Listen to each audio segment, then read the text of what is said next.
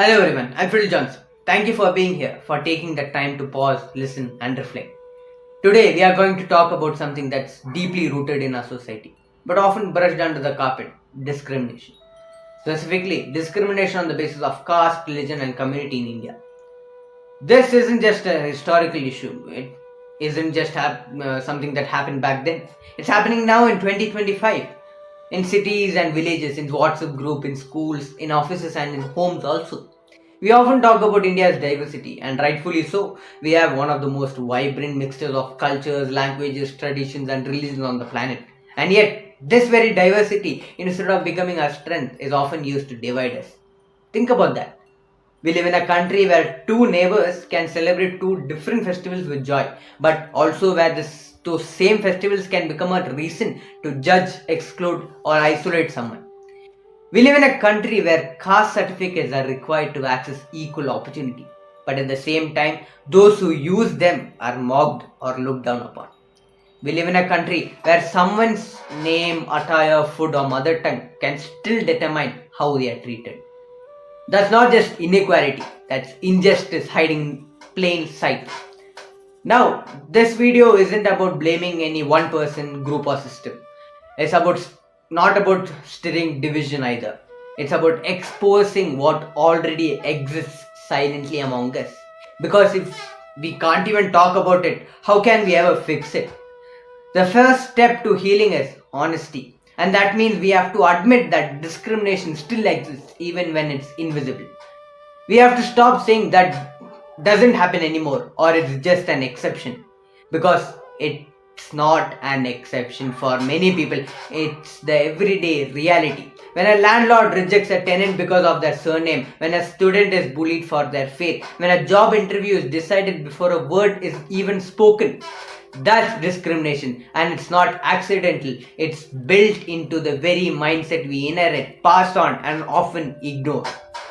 It doesn't always come as violence. Sometimes it comes as silence or judgment hidden behind a smile or an offhand joke that leaves someone feeling small. These things matter and they add up. So today I'm going to give you a stats and laws. I'm not going to list events or quote leaders. I'm simply going to talk like a fellow citizen about what we all see and what too few people are willing to confront. India's diversity is a beautiful thing, but only when it comes with dignity. When people are respected regardless of their background. When inclusion is not a favor but a given. Unfortunately for many, that's not the case.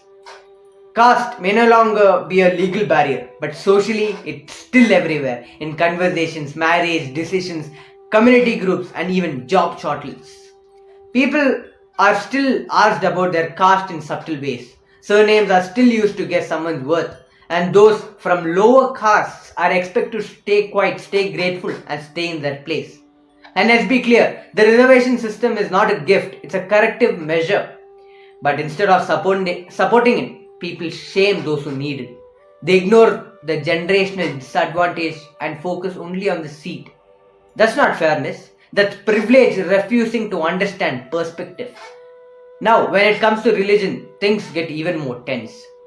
People who wear their faith visibly are often treated with suspicion.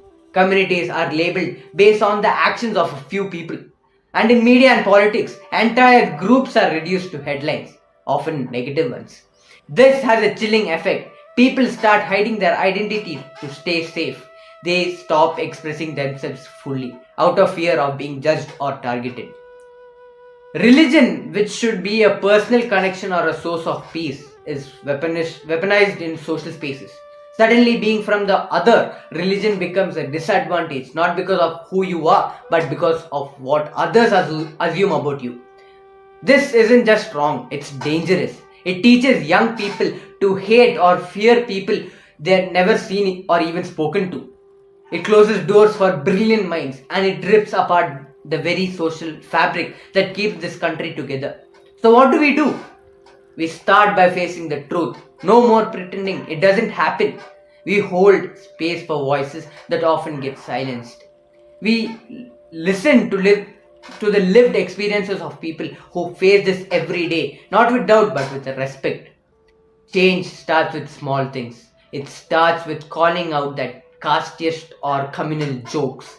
It starts with refusing to stereotype someone based on their name or background. It starts with creating safe spaces in classrooms, offices, and online communities. It starts with empathy, with remembering that behind every identity is a human being who wants to be seen, heard, and treated with fairness. And that's something we can all give. Real change doesn't always need slogans. Sometimes it just needs courage. The courage to unlearn, the courage to speak up, and the courage to care.